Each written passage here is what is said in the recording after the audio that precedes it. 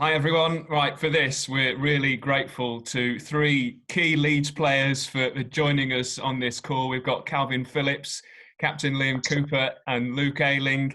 Plus, well, I mean, the word legend is overused, and I'll be making no exceptions whatsoever in this case. It's the former Leeds player, David Prutton, who's with us as well. How are you all doing, fellas? Luke, how's lockdown treating you? How are you keeping busy? Yeah, ain't been too bad so far. I've got a 3-year-old, so I'm busy enough every day just running around after her. So it's not been too bad at the minute.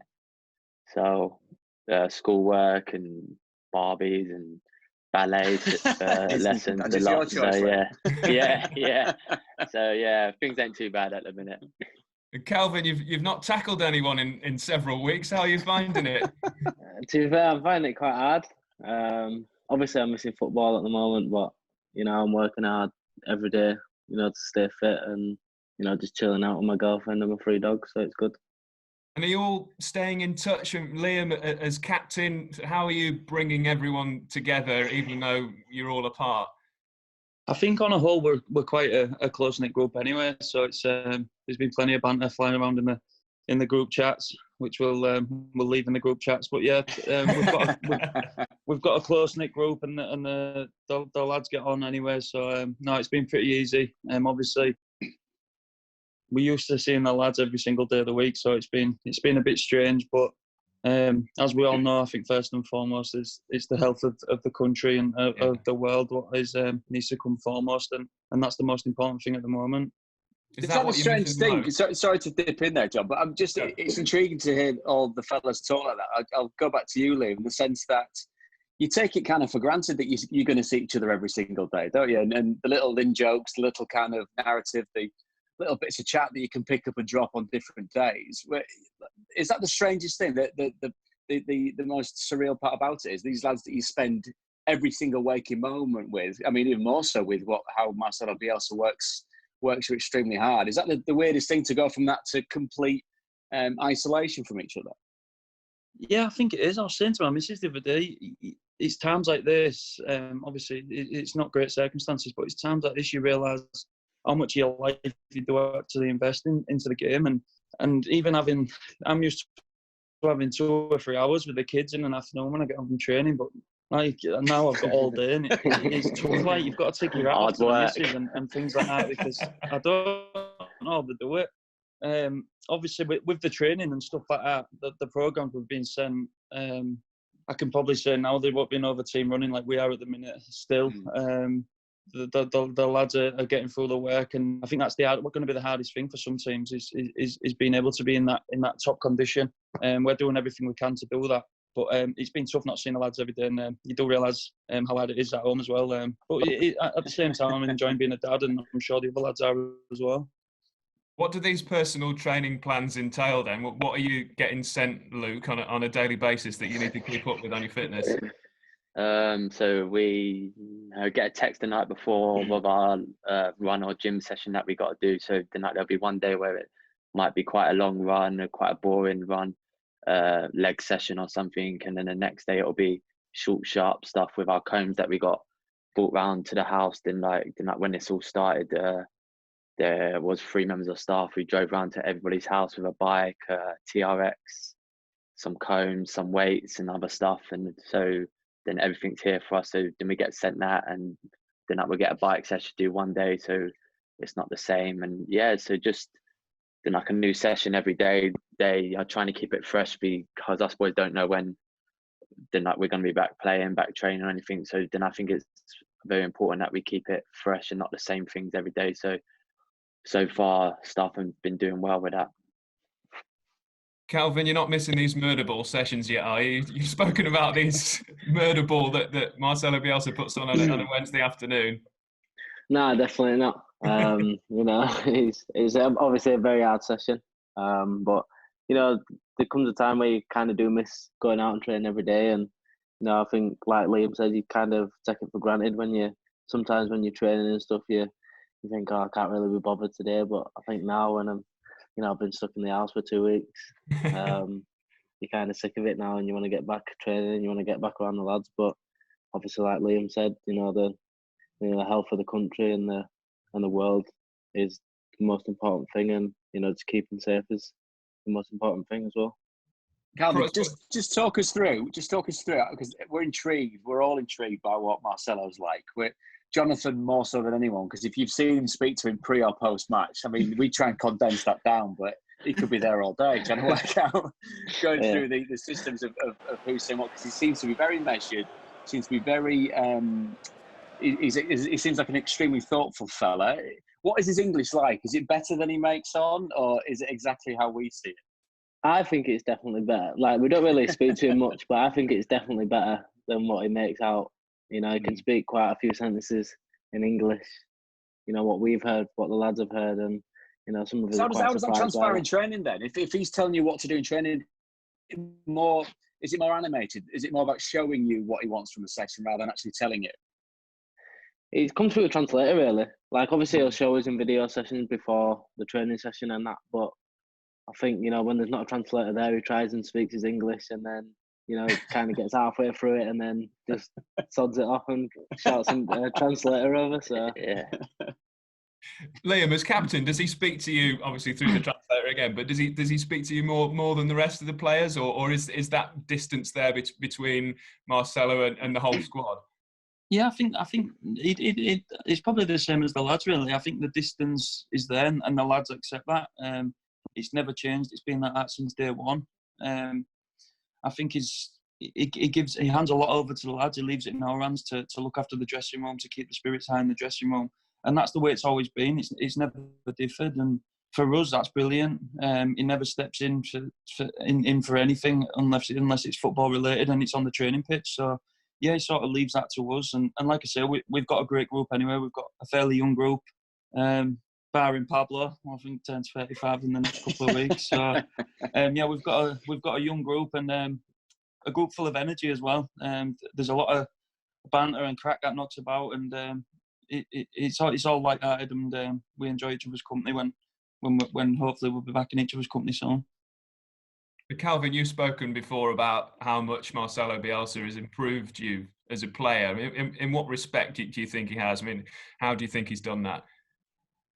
Just the way that he works. I think, his coaching staff that he's got around him, and how relentless he is with obviously weight targets, and, how he wants you to go about training, giving 100% every day. I think it's something like that, I never thought, it'd improve me as much as what it has, and, coming in every day, with him being on my case about my weight all the time. There's nothing on there. There is. Oh, is that what the secret fact is? Is that what it is? Yeah. We all pick on me, to be fair. Phil's I've been known to do a few bike sessions. 18 months and he's not been on his target yet. Big bones, Phil. Has he taken you all to a different level, do you reckon? Yeah, I think so. Fitness-wise, for me, it's been unbelievable. Like, I think when I signed from Chesterfield, I remember there was fitness coach there, Shane Nicholson, and I think I was weighing in at something like 92 kilos, and that was 6 years ago. And now I'm weighing in maybe 81, 82 kilos, and you never think your body can do what it does. And since he's come in, it's changed the full way that the club works, from the weights to the way we train, the intensity we train at. It's chalk and cheese from when I first signed for the club, and he has been unbelievable for the lads. It is hard work, but I think anything worth having is hard work, and I think everybody's bought into that, especially the lads. It was credit to the lads because from day one they bought into it, and I'd like to think we made it a hell of a lot easier for the manager as well, to coming into a squad that wants to learn and wants to improve. It definitely shows, then I feel fitter than ever. Then I know that I can run up and down for the whole 90 minutes. And then I think it shows, then I think it shows how much I get in the attacking third now, and then I still feel scoring goals as well later on. Scoring a few goals, which I won't going to add, but thank you for bringing it up. But a few goals as well. So but then it definitely shows, I think, and but then it's down to everything we do in training. Then going back to the training about how he gets his cross about, his point across. Then I think then us boys know what we're doing in training every day. Then we go out, so it's not really too much talking now. We go out, we get our work done, but it's short, sharp blast. But then we are out there for a long time, but it's short, sharp blast, and we're working at real high intensity. And then I think that shows on the weekends. It's not just the way you play, then it's the way that you live that he's completely. Then like still now we are still weighing in every morning. Then like we've all got to take a picture and send it in to the fitness coach every morning and stuff like that. You know, then like it's a complete change of life that I've had to have. I know that then I was fit. Then like before he come in, and then I thought I could do a lot, but then I've just taken it to the next level now and feel like I can do a lot more. And then I think that I can play on for maybe a few more years, which maybe I couldn't have before I was managed by him. So yeah, then it's a whole life change.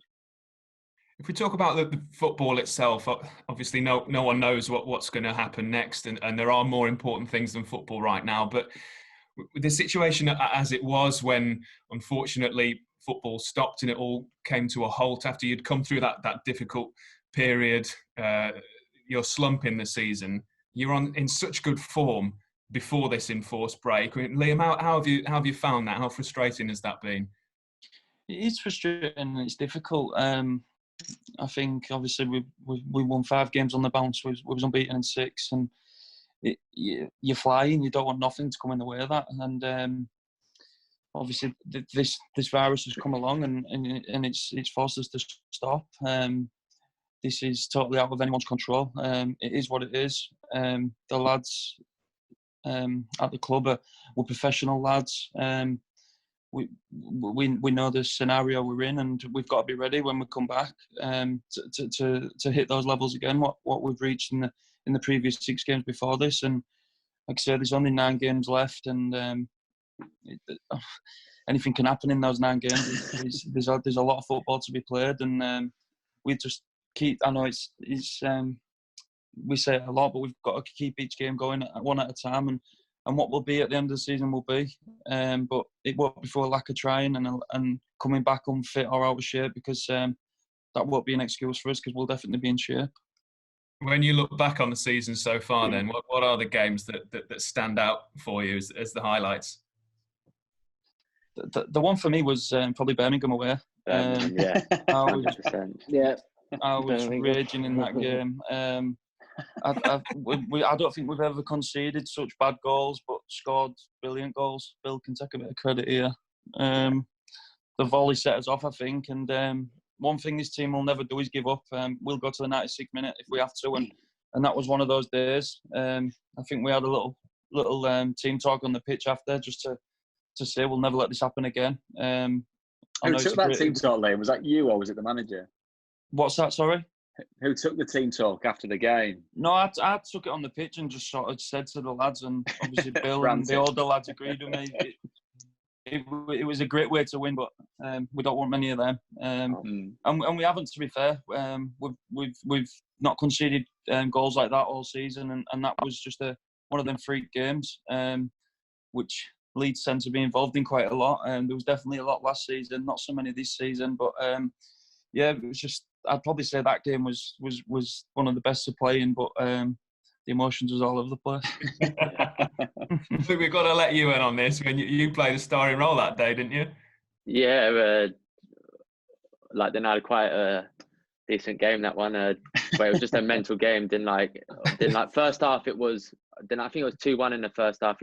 We started really well, and then it all went mad in the second half. And it was like any time like a team went forward, it was a goal, and it was just crazy. It was back and forward, and yeah, scored a nice goal, set up a couple. So yeah, it went bad. We'll just stick to winning 1-0 there, Bill. Yeah, 1-0, clean sheets. Boring games. I'm all up for 9 more of them, definitely. Yeah, I'll take 9 of them. Definitely. And Kalvin, the other game against Birmingham at Ellen Road, it was a 1-0 win, and I mean, Kalvin Phillips will always remember that. You scored the winner in that game, and do you sort of remember that as what Leeds are all about? I mean, the scenes that day were remarkable, weren't they? Yeah, I think so. I think, the atmosphere before the game, it's something that I've never experienced in my life. The crowd, just everything about it. The day was just a special day, and for me to go out and, score the winning goal, being a home grown lad, it's something I'll never forget, and, it's a massive achievement for me, and, obviously it'll go down in the book. So, I'm very pleased with that and very happy with that. Kalvin, you mentioned the crowd there. That's and only having experience of it in, I don't know, far-flung places that they found themselves in League One, and obviously being in that position where you would play at home but they'd still pack it out. We've now seen that go to another level. We've seen when we've done games from there, the kind of noise and the electricity in the ground. How much of a motivating factor is that? I mean, given your circumstances as well, being from the area, knowing exactly what the club means to the local people, that must make you feel 10 feet tall when you go out on the pitch. Yeah, I think that's what helps me, go out and, do the best I can, because I know that I know exactly what the fans want. I know, obviously, my family are massive Leeds fans. I know that, they want players that want to go out and, they want to die for the club, and they want to, play the best they can. And I think, it helps me go out and just do what I do, really. I think, it just gives me so much comfort knowing that we've got a full 35,000 at home, and some games where you away you got 7,000 plus. It helps us a lot, and I think the lads can agree that they've never really seen fans like it, and they're a massive part of the club, and they're a massive reason why we're doing so well. Do you need to be a certain character though to handle that weight of expectation?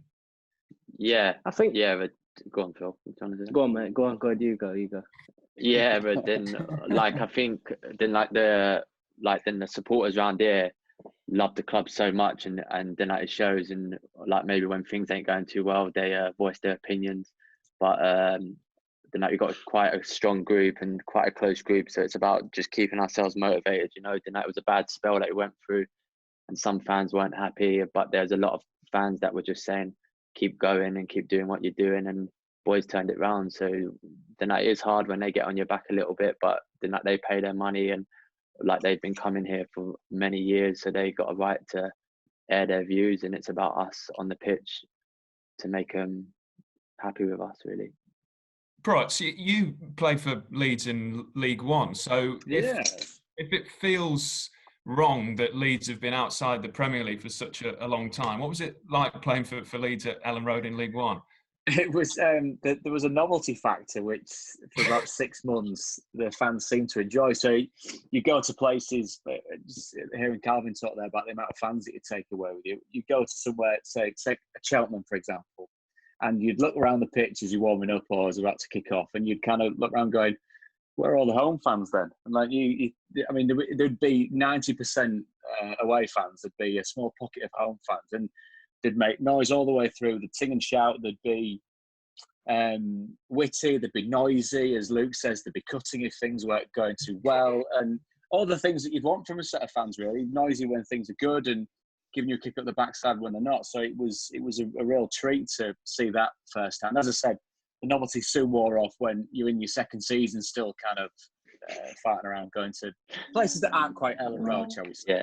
So which was something that they had to deal with, but climbing back into the Championship, as we saw, and then being where they are now on the cusp of it, and that debate that we have when we talk about, when you hear Premier League teams talk about having Leeds back in the Premier League, when you hear people that you wouldn't necessarily class as a Leeds United fan, Gary Neville for one, obviously died in the World Man United fan, when even he's welcoming Leeds back with open arms, you know exactly what they bring to the very top level. And they fit there. When you talk about teams that deserve to be there, the only ones that deserve to be there are the ones that are in it. You know what I mean? So until then, it's hypothetical. But if you see the type of football that's being played and the noise that's coming out of the stadium, and you could quite easily see how it could be part of the Premier League furniture once again.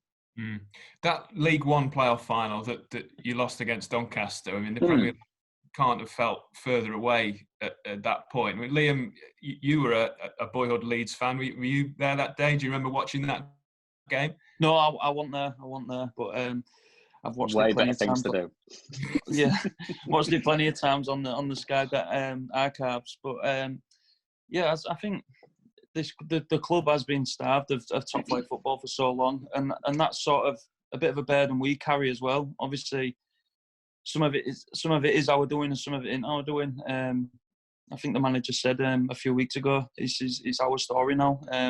We've got to go and write our names in the record books, and this is part of our story. For whatever reason, Leeds have been starved for that long, and we've got to take it upon ourselves and go define our destiny and where we want to be.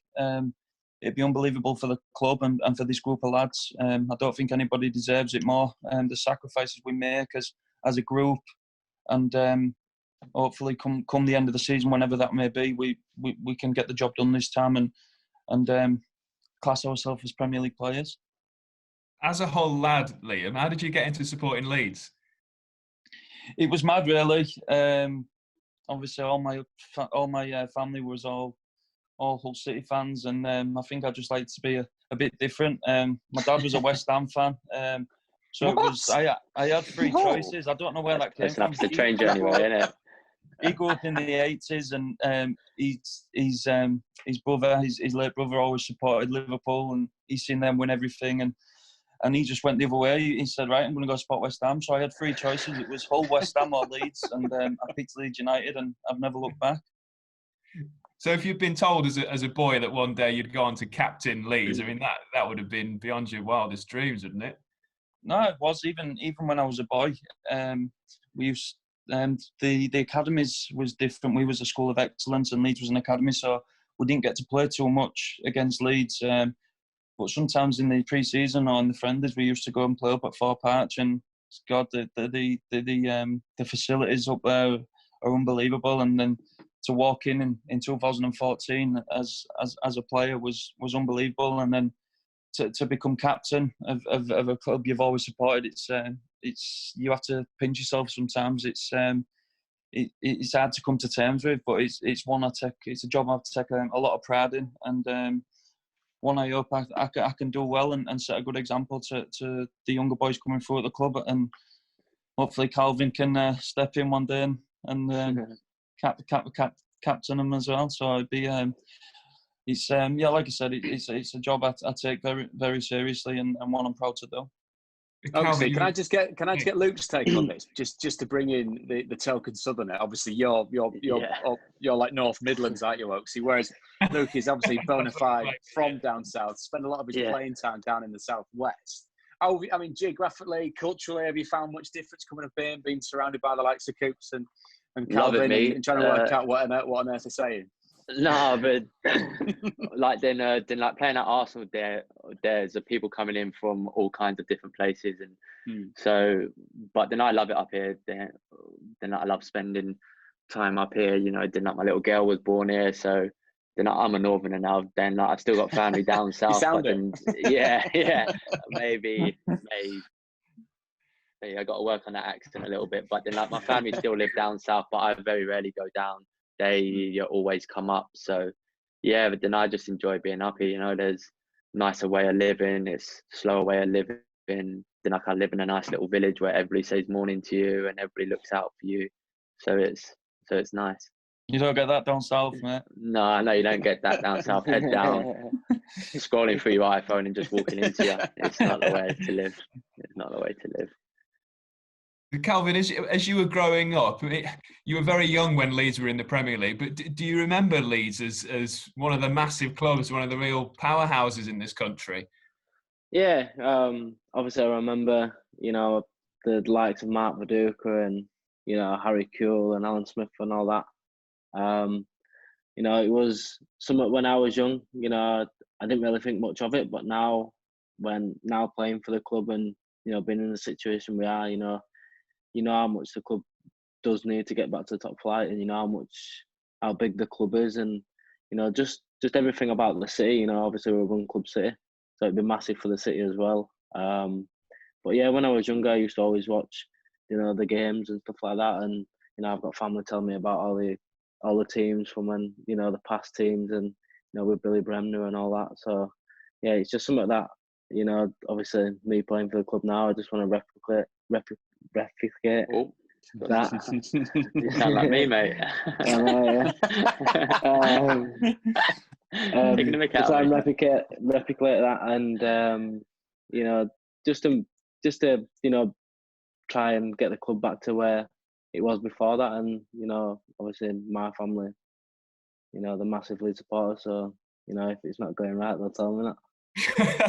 You mentioned Billy Bremner there. You said in an interview before that he's the player from Leeds past that you'd most like to play with. I think Kalvin Phillips and Billy Bremner in the same midfield. So that'd be a pretty fierce pair, wouldn't it? What do you reckon, Prutz? Well, yeah, I mean, it'd be nice to think that at this day and age, to stay on the pitch longer than about 20 minutes. Probably not. But obviously, without making light of sendings off, I think it was the QPR game this season, Kalvin, where it was a very old school way of getting your marching orders. Lunging into a tackle and then just walking off, which and having had the experience of doing that several times in my career, you kind of know when he's going to pull out a red card, and you kind of know when you debate something to kind of go, yes, see you later, ref. I'm sorry, bye, and get yourself first in the showers, don't you? Do you think that pre-match ban though that kind of helped you in a way? Because when you came back, you looked refreshed again. Do you think it was kind of a blessing in disguise as well? I don't know really. Obviously, you know, I missed playing them 3 games. I was gutted. You know, I was sat in the stands, you know, just wishing that I was on the pitch, you know, helping the lads. And obviously, we didn't have a very good couple of results in them 3 games that was banned. But yeah, I just tried my best to, you know, keep the spirits high and obviously keep my fitness high and just be ready for when I came back. And I think, you know, I did that quite well. And yeah, I thought, you know, the games that I came back and played, I did quite well, and we got a good couple of results from that. So it's all down to Kalvin basically when they win. I couldn't look at him, mate, when he got sent off. My God. Yeah, we just ignored him. Then I just went in and just said, "Cal, you've been silly," and he went, "Yeah, I know, sorry." I was like, "All right then, fair enough. I'll watch you now." I don't think you just said that, but we'll leave the rest over on camera. So was it discussed then? Was it? Did you have words afterwards? Yeah, but like then I just went in and just said, "Yeah, just Kalvin, like, why have you done that?" Like then, like but then like pretty much the game was done. There weren't much left of the game, and like then it was a tough spell. And Kalvin's such a big player for us. Then like Kalvin starts all our moves off, you know. Then like he's always a pass. He plays the balls into the final third. So he's such a big player for us, and for him to be missing for 3 games, it was a big loss at the time as well, where things weren't going well, and we had some games coming up where then like they were games where we were really looking at thinking, right, then like we got a chance to have some results here, and then to have somebody like Kalvin not being able to play it then like it hurt us. And Kalvin, to be fair, like he never tried to make any excuse. He never, like some people might get a bit touchy if you say something to him, but Kalvin just said, yeah, but Kalvin just went, yeah, do you know what? I'm sorry, I've been stupid, and it was. That's a great reflection on the respect, and you can even see it when we're all chatting here. There's obviously a great camaraderie. You're obviously all very fond of each other, but at the other end of it, and this is what people that haven't been in that position are so fascinated by, about what the dynamics of a dressing room. And in that minute, you do vent, you do say sometimes the worst possible things you could, because you're not thinking. It's a volley of what you think, of consciousness, of being able to say that you've let us down there and we don't appreciate it. But for Kalvin's place in the team to be so important, for him to say, yeah, I understand, and apologise, and then you move on as professionals. That's the part about being a professional footballer, isn't it? Yeah. You don't take it personally. You don't hold grudges. You get back on a Monday morning and you go and either kick out of each other, run your frustration off, or play your frustration off, and you're all back on the same level again. Yeah, but then like 100%. Then like but then like done it straight away as well, which I was surprised at, because you know when you've then like just come in for a game, then I think it was like 90 something minutes, so it was pretty fresh still. But obviously I was still angry, and a few of the other lads said something, and Kalvin just sat there and just said, "Look, lads, like then I've been stupid. Then like the game's gone today, but I'm gonna miss 3 games." And like then I think it was a spell where they like won a game for 10 days, so then like, it weren't like we was playing Tuesday, Saturday. It was quite a long period without him. So yeah, but then like it shows the kind of character Kalvin is, that then he knows he's done wrong, and he just said, "Yeah, like I'm sorry." So don't want to make excuses for Kalvin, but there must have been frustration that day because there was that double handball that Nicky Wells did, wasn't there? So the frustration must have been building. Can we partially put it down to that? Yeah, definitely. I think that's all it was. Like, I was never going into that tackle thinking, right, I'm gonna get a sent off. It was just, I took a big touch, and it was just my reaction at the time. Obviously, I said to the lads in that position, he put me in that position 9 times out of 10, and I'd still probably do the same thing. Yeah, I said that. I think if we're 1-0 up, Kalvin still makes that tackle. That's the way he is, and I think if you take away that part of his game, you take away a lot of him as a player, and he plays on the edge, and I think the best players in the world sometimes they can play on the edge as well, and I think it's a very good attribute to have. So I don't think it mattered that was 1-0 down. I think even if it was 1-0 up, he was making that tackle. Yeah. Let's move on from this. From this Kalvin bashing. Yeah, needed it. It's been long overdue. Liam, playing alongside Ben White this season, obviously he came in. It was a hard act to follow in Pontus Jansson. How have you found playing alongside him, and how impressive has he been in doing that and rising to that challenge? It's mad because he plays with such an old head on his shoulders, and for a lad of his age to be done what he's done this season, he's not missed a game. His first season in the Championship, and to consistently reach the levels he has done in every single game has been unbelievable. I think the lads will vouch for me. Off the pitch, he's thick as thieves, but when he goes on that pitch. When he goes on that pitch, you would never know that. He's such an intelligent defender, not just a football player, but an intelligent defender. And I think he's going to go on to have an unbelievable career, and hopefully that can be with Leeds United. I know he lives near York now, and he loves it up here. He took to the group straight away. Like I said, we've got a young group, and it was easy for him to settle in. But yeah, he's been unbelievable, and I think he's proved to everyone who did doubt him that he'd only played up to League One that he can definitely do it at this level, and he will probably go on to do it at the highest level as well. Luke, you talked about your goal scoring form earlier on, and I was going to come to it in some depth. 3 goals in 5 games, and absolute belters as well. And 2 of them, the one against Huddersfield in the last game, the Birmingham game as well. You've got your own goal of the season competition going, haven't you? Yeah, well, then I think I'm up for maybe 2 of the top 3 because I like Stewie goals against Stoke, but I think I'm 2 of the top 3, which isn't bad for right back. And I see some people talking about Tyler's goal against Hull because it was a nice build up from the team. Then I think we won the ball to back down in the left back position. We went up and scored. It was a good team. A few people saying that might beat my one against Hull, and I was just a bit confused about it. Really, I didn't really understand it, like what people were seeing. But then you take them things in your stride and you move on. And I think there's only going to be one winner. After that, the goal against Huddersfield, Prutz was raving about your luxurious main that you let down in your celebration. I mean, Prutz is a specialist on this subject. He went my God. The middle of the that's the least a decade ago. That's how ahead of the curve I was. So. Yeah, fair enough. Yeah. Nice. Strong, that. Yeah, who's got the best Barnet fellas out of Luke and Prutz? Careful, lads. Got to train here. There's only one of these people you're going to see very soon. How many times have you watched that goal back, Luke? To be honest, every day. Every day since it's happened. About probably for the first week, I watched it probably about 30 times every day, just on repeat. Then it would be about 10:30 at night, and then I'll be in bed. Lights will all be off, and then I'll just put it on one last time, and then I just get a big elbow from the missus. Luke, go to sleep now. Turn that bloody thing on. Come on. I will probably never score a goal like that again. So it's just then that was a nice goal and something that I always have. So it was in the WhatsApp group, wasn't it, Bill? It was 3 minutes. Did he put it in himself? But then like literally I walked in, I found it and stuck it in the WhatsApp group. Here you go, lads, here it is. So, yeah.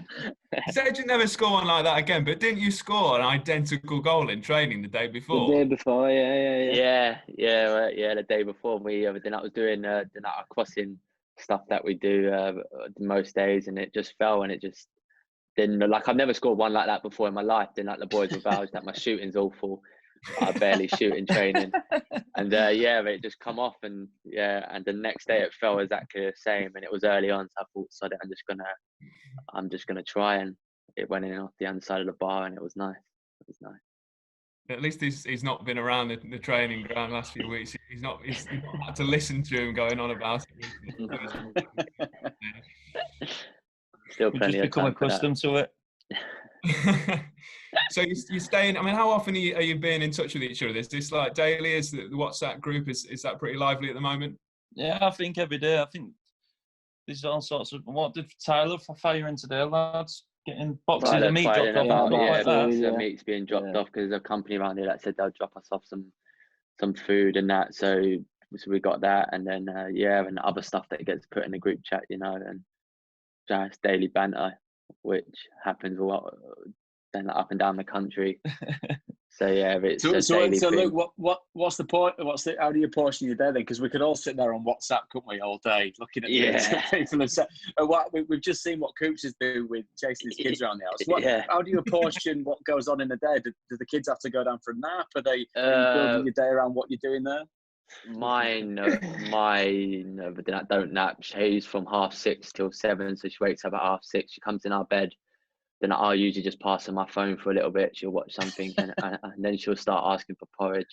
So about 7:30, so we go down, we have breakfast, chill out for a bit. Then from 9 to about 11, it's my like running time and gym stuff, and then I'll take over from the baby for a bit, and then just try and entertain her till about 5, and then like once you get to 5, it's dinner time, bath time, it's downhill, and then you're there. Downhill to it's downhill from dinner time. Then you're absolutely clock watching from 5. You're like, come on, let's get to 7 and it's done. Night. Is yours the same, Coop? More or less, yeah. I have to go out and do my run in the morning, otherwise I lose all motivation. So I have to get it done, get the gym and the run done in the morning. My little girl's the same. To be fair, she doesn't nap, and we've got we called little boy as well, so he's not too bad. I can leave him down at the minute, but I'm the same as Bill. Get to 5 o'clock, and then we can start looking forward to a bit of peace. Calvin, on the other hand, he's got plenty of time. He's got TikToks on the go. They're like, I'm lucky to be fair. That's the relaxed face of a man that doesn't have to chase around after somebody under 2 foot. Just before we let you all go, you've been calling Luke Bill all the way through this. We know that you all call him Bill. Where on earth does Bill come from, Luke? Just explain for us. Just when in my scholar days, then I was at Arsenal when Freeman was there, the lad who's at Sheffield United now. So like he was called Luke as well. So, but for some reason, everybody got called Bill in the youth team. I don't know why. It was like, you're Billy White, you're Billy Tall, you're Billy this, you're Billy that.